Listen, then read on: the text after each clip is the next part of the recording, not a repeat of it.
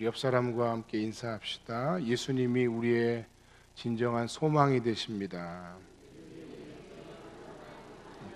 주님의 은혜로 승리합시다.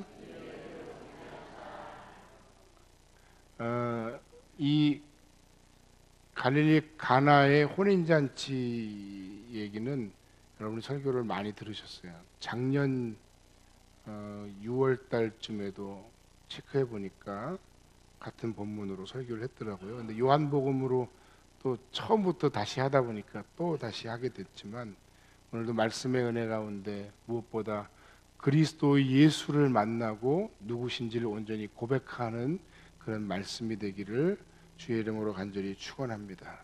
기독교는 잔치와 같은 종교입니다. 오늘도 우리는 축제 같은 이 예배의 현장에 나와 있습니다. 예수께서는 우리를 위해서 이 땅에 인간의 몸을 입고 오셨습니다. 그리고 우리를 위해 죽으시고 부활하셔서 그 승리를 혼자 누리시고 받으신 것이 아니라 그 승리와 영광을 우리에게도 나눠주셨습니다. 그래서 오늘 이 시간 우리는 이 살아계신 주님을 온전히 찬양하고 그분이 나의 삶에 행하신 위대하고 놀라운 일들을 고백하는 시간이어야 됩니다. 예배라고 하는 건 그냥 목사가 혼자 떠드는 것을 여러분이 듣는 것이 아니라 이 예배에 참여하는 모든 예배자가 하나님을 예배하되 하나님께서 우리에게 행하신 일, 그리스도 예수께서 우리를 위해 행하신 일들을 우리가 힘써 고백하고 그 하나님의 하나님 되심을 그 예수 그리스도의 구주가 되심을 우리가 온전히 고백하는 겁니다. 지식으로 우리의 정성을 다해, 그리고 말씀 앞에서 우리의 의지적인 결단과 헌신을 통해 우리의 삶이 온전히 주 앞에 드려지고 그 말씀 앞에 우리의 삶을 결단하는 것이 예배라는 거예요. 한번 나를 한번 은혜를 끼쳐보세요 라고 하는 게 아니라, 오늘 이 자리에 나와 있는 여러분들이 주님 앞에 나와 예배할 때 고백할 것을 고백하고 말씀 앞에 겸손히 서며 그 말씀 앞에서 여러분의 삶을 온전히 헌신하고 드리고 순종할 수 있는 그런 참된 예배, 참된 예배자들, 예배자의 삶을 사시는 여러분들이 되시기를 주님의 이름으로 간절히 축원합니다. 우리 안에 힘들고 어려운 문제들이 참 많습니다. 수많은 말 못한 고민들이 많습니다. 저도 있습니다. 여러분도 있을 겁니다. 하고 싶은 말들도 많습니다. 그러나 오늘 주님 앞에 이 모든 것을 믿음으로 맡기는 그런 아침이 되길 바랍니다. 오늘 본문 말씀의 내용에 의하면 위태로운 결혼식의 장면이 본문의 내용 가운데 나타나고 있습니다. 혼인잔치가 열렸어요. 원래 이 혼인잔치는 즐겁고 흥겨운 날입니다. 그런데 이 본문의 혼인잔치는 생각만큼 풍성하지 않았습니다. 뭔가 오히려 모자람이 있었다는 것입니다. 요한복음 2장 1절로 3절 말씀해 보니까 사흘 되던 날 갈릴리 가나에 혼례가 있어 예수의 어머니도 거기 계시고 예수와 그 제자들도 혼인의 청함을 받았더니 포도주가 떨어진지라. 보통 유대인들의 결혼식은 7일간 계속되었다고 합니다. 어디서부터 시작되느냐? 신부가 살고 있는 집에서 시작해서 그 마을에서 일주일간 거의 보내고 마지막에 신랑이 사는 마을로 와서 그 집에서 또다시 잔치를 하는 것으로 마무리가 됩니다. 그러니까 오늘 우리식으로 결혼식장 가면 20분 만에 끝내주세요. 목사님 제발 부탁합니다. 제가 결혼식장마다 그 웨딩 관련된 그 분들한테 듣는 얘기가 있어요. 30분이 넘으면 안 됩니다. 다음 예식도 있고 목사님 꼭 좀 부탁합니다. 걱정하지 마세요. 전 15분 만에 끝내는데 그런데 이 유대인의 예식은 7일간 이어졌다는 거예요. 근데 그 7일간의 그 잔치가 잔치되게 하는 것은 사실은 서로 간의 어떤 흥겨움, 이질적인 것, 사람들 간의 만남 속에서의 어떤 하나됨 이런 것을 느끼는 것인데, 그것을 위해서 매개체가 있었는데 그것이 바로 포도주였다는 거죠. 그 잔치가 잔치되게 하는 것이 그 당시에 포도주였는데, 그런데 그 포도주가 떨어진 거예요. 예수님의 어머니는 사실은 손님 자격으로라기보다는 이 혼주 측의 어떤 친척의 자격으로 온 것 같아요. 그래서 남들이 캐치하지 못하던 것을 캐치했어요.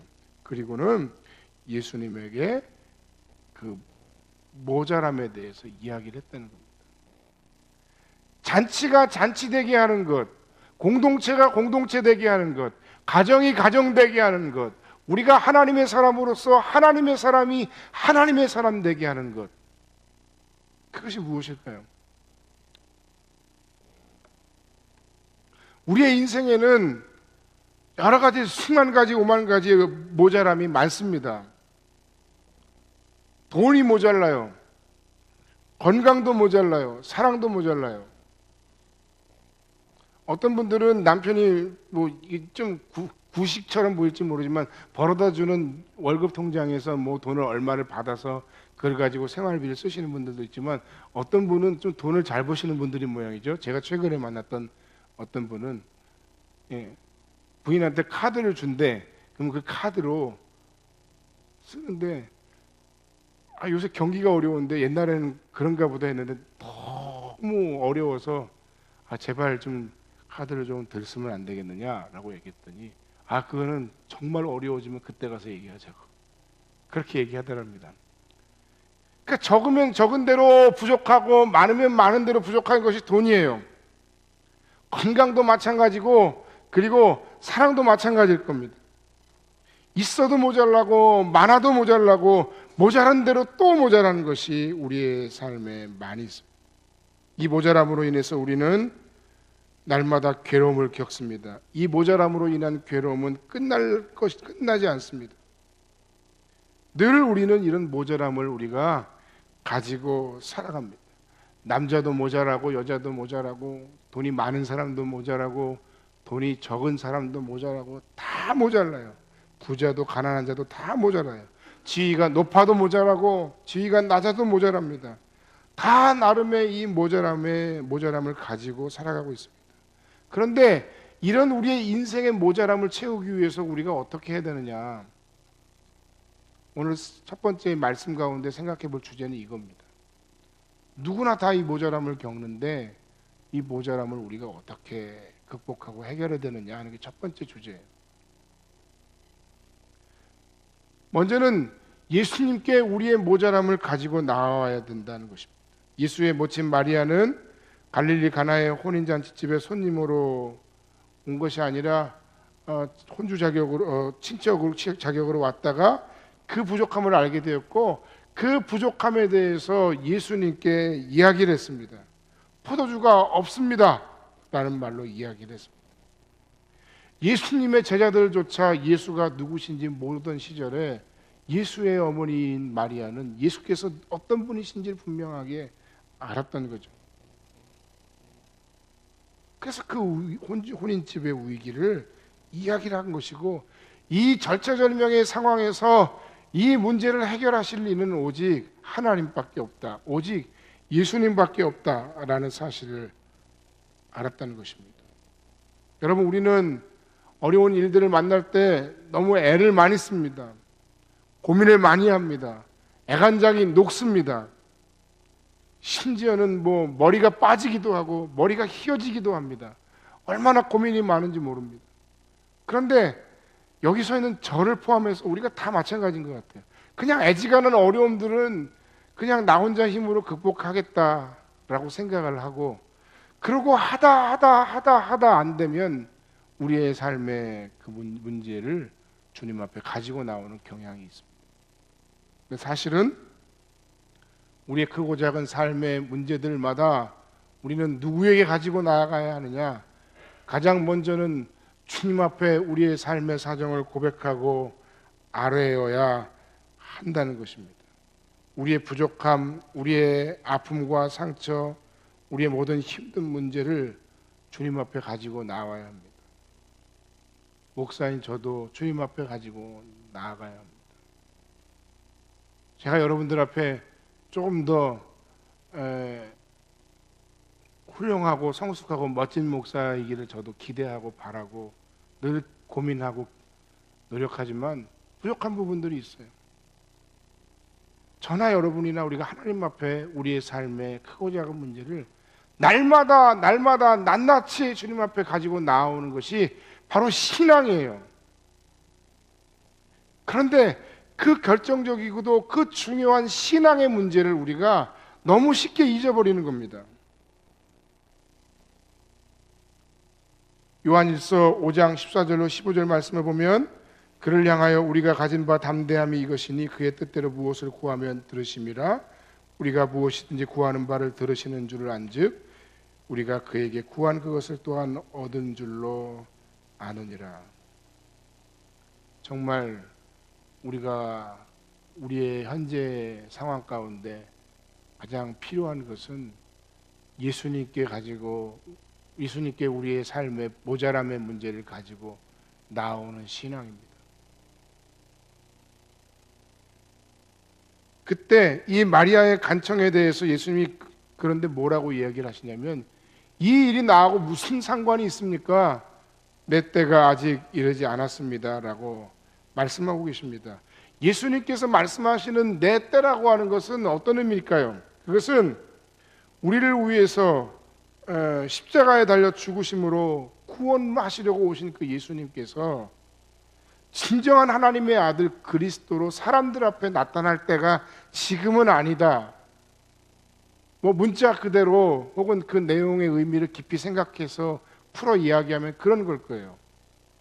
조금 오해할 수도 있겠지만 조금 더 쉽게 얘기하면 내가 지금 이런 포도주의 문제를 해결함으로 나를 드러낼 때가 지금 아닌 것 같습니다. 아직 내 때가 아직 이르지 않았습니다. 예수님은 공생의 사역을 시작하시고 사실 아직 단 한 번의 이적도 행하시지 않은 시점에 마리아의 간청이었다는 겁니다. 그래서 예수님은 이렇게 완곡하게 마리아의 청을 거절하고 계십니다.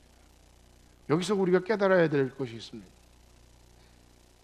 먼저 깨달아야 할 것은 무엇인가 하면 먼저 그의 나라와 그의 의를 구하는 기도가 꼭 반드시 우리에게 있어야 된다는 것입니다. 하나님의 놀라운 기적의 역사가 우리의 삶과 우리의 삶의 현장 가운데 드러나는데 그것이 나의 이기적인 삶의 욕심을 채우는 것에 쓰여서는 안 된다는 것을 우리가 한번 생각해 볼 장면이라는 것입니다. 그럼에도 동시에 여러분 우리가 본문 말씀 가운데서 은혜를 받는 것은 바로 이 부분입니다. 이 예수님께서 지금 내 때가 아닙니다라고 말했음에도 불구하고 마리아는 계속해서 포기하지 않고 5절 말씀에서 그 하인들에게 이렇게 얘기합니다. 너희에게 무슨 말씀을 하시든지 그대로 하라. 우리의 간구가 거절되었다고 느낄 때, 우리의 생각대로 우리의 삶의 문제가 해결되지 않는다고 생각할 때 우리는 예수님 앞에 나아가서 우리의 삶의 문제를 간구하는 것을 중단합니다. 포기하는 경향들이 있습니다. 그때 물론 이미 말씀드린 것처럼 우리는 내 간구가, 내 간청이 하나님의 나라와 그의 의를 위하여 간구하는 것인지 생각해 보아야 합니다. 그리고 나의 삶의 문제 해결을 통해서 하나님의 나라와 그의 의가 드러나는 쪽으로 우리의 삶의 기도를 조정해야 됩니다. 그것은 우리가 하나님 앞에 해야 될 우리 기도의 모습이고, 그러나 동시에 너무 놀랍고도 감사한 것은 우리 주님께서는 우리의 작은 신음과도 같은 우리의 간구에 그럼에도 또한 응답하시는 분이시라는 사실입니다. 때로는 우리의 신앙과 우리의 삶의 고백이 수준 미달, 함량 미달 같은 것일지라도, 그러나 그럼에도 우리가 절대로 포기할 수 없는 우리의 삶의 절박한 기도의 제목에 대해서 주님은 그럼에도 우리의 연약함, 우리의 흙으로 만들어진 존재임을 기억하시고 우리의 작은 신음과 같은 기도에도 귀 기울이시며 응답하신다는 사실입니다. 할렐루야. 오늘 그 주님을 우리가 이 말씀 속에서 먼저 만나길 바랍니다. 여기에 놀라운 것 한 가지가 더 있습니다. 하인들에게 너희에게 무슨 말씀을 하시든지 그대로 하라 라고 말씀하셨을 때 하나님의 놀라운 말씀의 하나님 앞에서 우리의 간구가 그 응답이 더디다고 느낄 때 우리가 한번 점검해 보아야 할 부분이 있는데, 그것은 바로 내가 하나님의 말씀을 따라 살아가고 있는가, 내가 하나님의 말씀대로 행하는 믿음을 가지고 있는가에 대해서 우리가 한번 깊이 성찰하고 돌아봐야 됩니다. 말씀에 의하면 포기하지 않는 그 마리아의 간구 속에 하인들이 그 예수님의 말씀대로 그대로 순종하자 놀라운 인생의 모자람이 채워지는 역사가 나타났기 때문입니다. 여러분, 주의 말씀대로 살아가는 것, 그 말씀대로 살아가는 삶의 모습이야말로 하나님의 놀라운 기도의 응답과 하나님의 신실하신 그 선하신 역사하심의 때를 당길 수 있는 놀라운 은혜의 순간임을 기억하시길 바랍니다.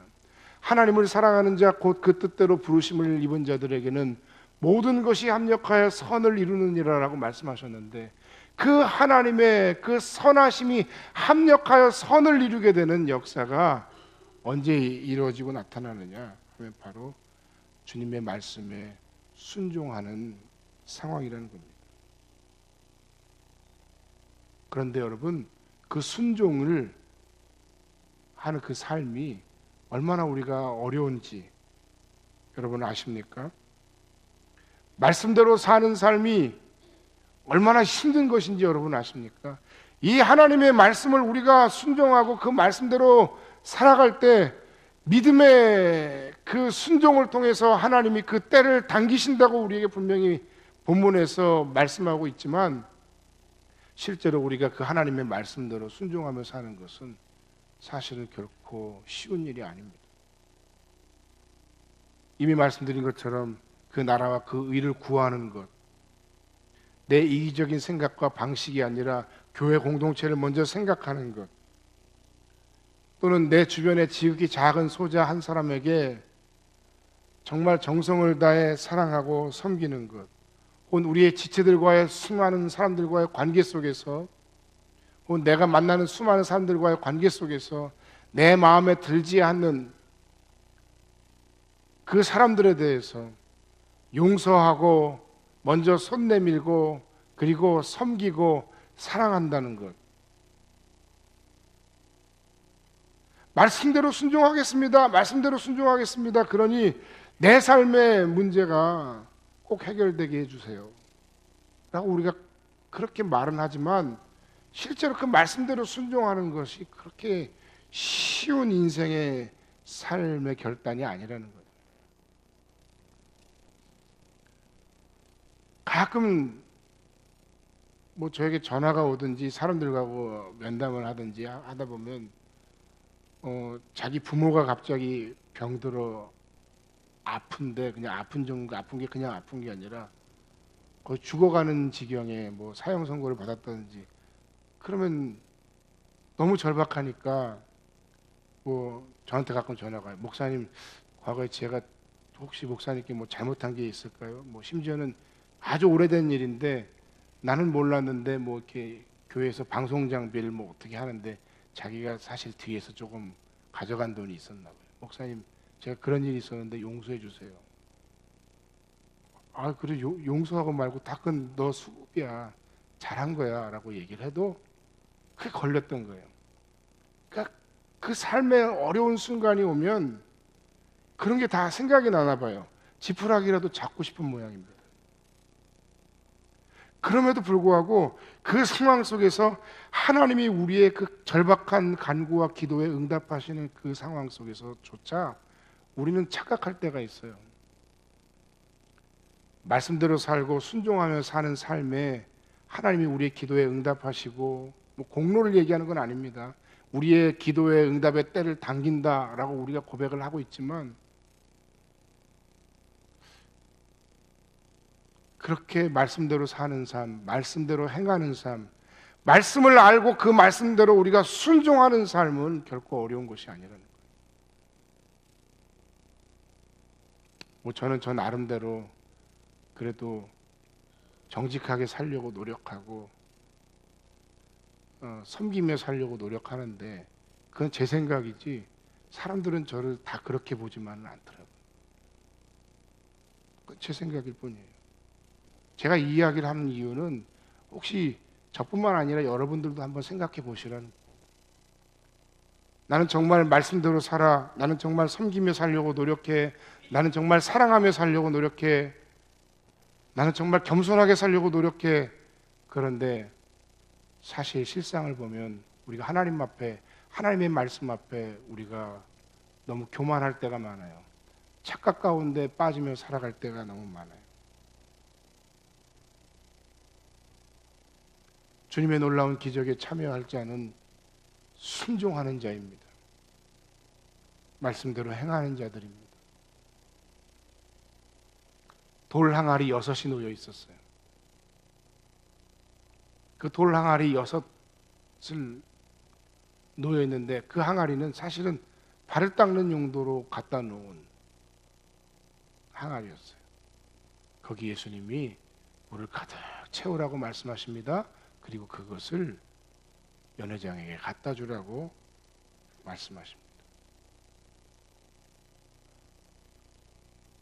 포도주가 부족한데 발 닦는 항아리에 쓰이는 그 항아리에 물을 가득 채워서 그걸 갖다 주라고 얘기하는 게 뭐 상식적으로, 논리적으로, 이성적으로 이해가 안 되죠. 뭐 해리포터의 그 마법사의 돌에 나오는 그 마법사처럼 딱 뭐 이렇게 지팡이를 하니까 물이 딱 변해가지고 뭐 예를 들어서 뭐 포도주가 이미 딱 됐어. 자, 이거 이제 갖다 줘 하면 네 하면 좋은데 아직은 꿀이에요. 그럼에도 그들은 순종했다는 거죠. 여러분, 우리가 순종하며 산다고 이야기하는데 순종이 그렇게 쉬운 게 아니라는 걸 저는 계속 말씀드리는 거예요. 아, 순종만 하기만 하면 내 삶에 그런 절박한 문제들이 해결된다? 나만큼 순종하는 사람이 어디 있어? 한번 나와보라 그래 라고 얘기하지만 사실은 우리가 엄청나게 많은 부분에서 교만하고 엄청나게 많은 부분에서 내 멋대로 하고 엄청나게 많은 부분에서 순종하지 못하고 있어요. 사랑하지 못하고 있어요. 용서하지 못하고 있어요. 그러면서 사랑하고 있다고 착각하고 용서하고 있다고 착각하고 섬기고 있다고 착각하고 낮아진 사람이라고 착각해요. 언제 물이 포도주로 바뀐 것일까요? 채워서 물을 들고 갔을 때에도 물은 여전히 물일 뿐입니다. 그런데 언제였습니까? 갖다 주었더니 라는 말씀이 나오죠. 연회장의 손에 건너가는 순간 물이 변하여 포도주가 되었습니다. 순종하면, 말씀대로 행하는 삶을 살아가며 묵묵히 기다리면 하나님께서 책임지십니다.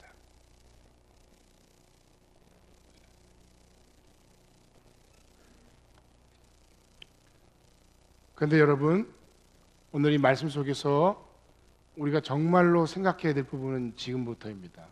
짧게 말씀을 이 부분 드리고 말씀을 마치겠습니다. 예수님은 우리의 인생의 위태로운 잔치의 필요를 그냥 채워주시기만 하는 분이냐? 이 이야기의 주인공은 갈릴리 가나의 혼인잔치의 신랑과 신부인 것인지, 마리아인 것인지, 제자들인지, 아니면 여러분 자신이라고 생각하시는지 모르겠습니다. 주객이 전도되어서는 안 됩니다. 혹은 물을 바꾸어서 포도주로 변화시킨 분이 예수님이시라고, 예수님에 대해서, 예수님이 누구신지에 대해서 우리가 그것을 제한해서는 안 됩니다. 물을 포도주로 변화시키신 사건은 그 당시에 단순한 잔치의 문제를 해결하는 차원의 문제가 아니라 어쩌면 우리가 우리의 인생 가운데 해결할 수 없는 인생의 가장 큰 약점, 가장 절박한 삶의 문제, 가장 치명적인 문제를 예시하고 있는 것입니다. 예수님은 누구신가? 예수님은 단순하게 그 자리에 관심 없이 참석하셨다가 그냥 단순하게 물을 포도주로 바꿔서 그냥 그 잔치를 그냥 잔치되게 하시는 그런 분이 아니고, 예수님은 정말 그것뿐만 아니라 우리의 인생과 삶의 영혼의 잔치를, 또는 잔치 같은 잔치를 잔치되게 하시는 진정한 연회장이 되시는 분이시다. 9절 말씀, 연회장은 물로 된 포도주를 맛보고도 어디서 났는지 알지 못하되 물도온 하인들을 알더라.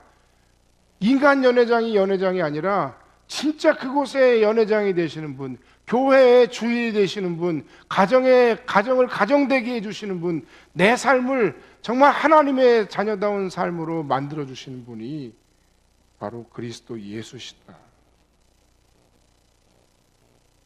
이사야서 25장 6절로 8절, 만군의 여호와께서 이 산에서 만민을 위하여 기름진 것과 오래 저장하였던 포도주로 연회를 베푸시니 곧 골수가 가득한 기름진 것과 오래 저장하였던 포도주로 하실 것이며, 또 이 산에서 모든 민족의 얼굴을 가린 가리개와 열방 위에 덮인 덮개를 제하시며 사망을 영원히 멸하실 것이라. 주 여호와께서 모든 얼굴에서 눈물을 씻기시며 자기 백성의 수치를 온 천하에서 제하시리라. 여호와께서 이같이 말씀하셨느니라. 첫 번째 표적이었어요. 요한복음에 나와 있는 예수님의 기적은 그냥 기적이라고 얘기 안 하고 표적이라고 얘기합니다. 다음 주도 또 말씀드리겠습니다만 이것은 시간 순서대로 꼭 기록되어 있는 것도 아닙니다. 결국 복음서의 핵심은 무엇이냐, 그리고 이 요한복음에서 첫 번째 이적을 통해 요한이 말하고자 했던 이야기의 핵심은 무엇이냐 하면 표적 그 자체가 아닙니다. 갈릴리 가나에서 물이 바뀌어 포도주가 되었다라고 얘기하는 것을 얘기하고 싶은 것이 아닙니다. 우리의 삶이 이렇게 어렵고 힘들었는데, 어렵고 힘든 모든 삶의 과정들이 바뀌어서 그냥 그 문제가 해결되었다라는 것으로 이 이야기를 가름하려고 하는 것이 아닙니다.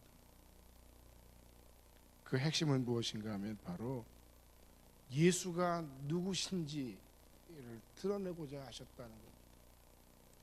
여러분, 우리 삶에 크고 작은 문제가 있는데 그 문제가 해결되는 것만을 여러분의 삶에 가장 중요한 문제로 인식하지 말길 바랍니다.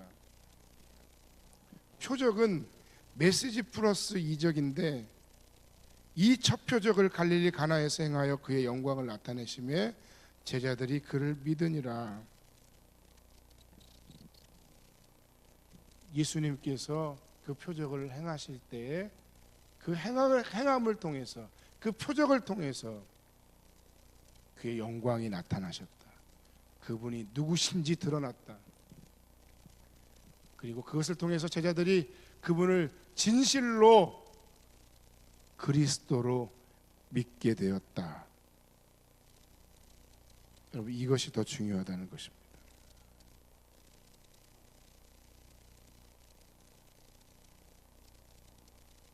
우리 삶의 문제를 주 앞에 가지고 나오고 말씀대로 순종함으로 문제가 해결되고 때가 당겨지는 것 중요한데, 그것보다 더 중요한 것은 그 모든 과정 속에서 주객이 전도되면 안 되는 거예요. 예수가 누구신지, 이 교회에서 예수님이 어떤 분이신지, 여러분의 가정에서 예수님이 어떤 분이신지, 여러분의 삶 속에서 예수님이 어떤 분이신지, 이 표적을 통해서 여러분이 간절히 기도하는 그 기도의 응답을 통해서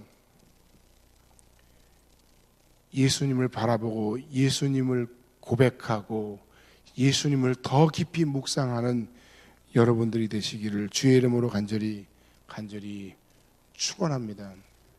우리의 삶의 잔치는 계속되어야 합니다. 영혼의 잔치는 계속되어야 합니다.